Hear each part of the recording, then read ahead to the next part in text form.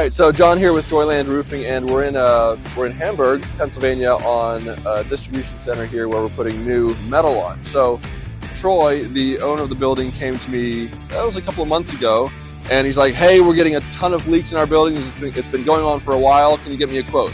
He did say he had a couple of other quotes, but he wanted to get, I think it was a third or fourth option from me, just to kind of get some good comparisons. So I asked him a bit about what other quotes he'd gotten and what he's looking for and so forth, and he said the other quotes were to recoat the metal roof. I was like, okay, that's not unheard of. It's, you know, that's a possibility. But once I got out here, I found out that the metal roof has already been coated at least once, maybe even twice.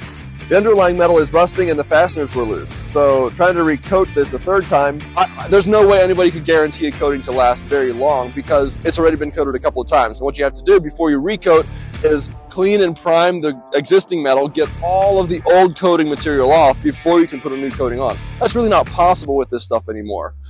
Secondly, he's like, gosh, the quotes I got for quoting, it's like I can almost build a building for that much. So that gave me a bit of a tip. It's like, all right, I think I might be able to come in for just a metal roof replacement, give him an entirely new metal roof for a decent price, especially since coating's just really not a viable option on an old roof like this. So I got him a quote for a new metal roof. Instead of 3 seams, I'm just putting 1 seam with 2 pieces of metal on, so they're longer pieces of metal, but it eliminates 1 seam. The screws in the new metal roof have EPDM grommet washers on the screws to seal them off, as opposed to the old system which had nails which were backing out and causing problems. So we're about a quarter of the way through the project here. It's going really well. We can see the new white metal roof. And I'm stoked because we're not just trying to restore an old roof that's already pretty questionable.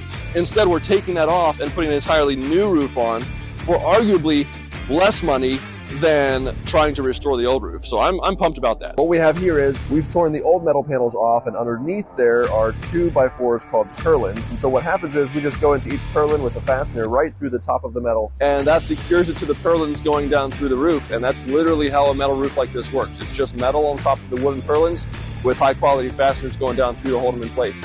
The only abnormality is over on this end with the shingles, the tie-in.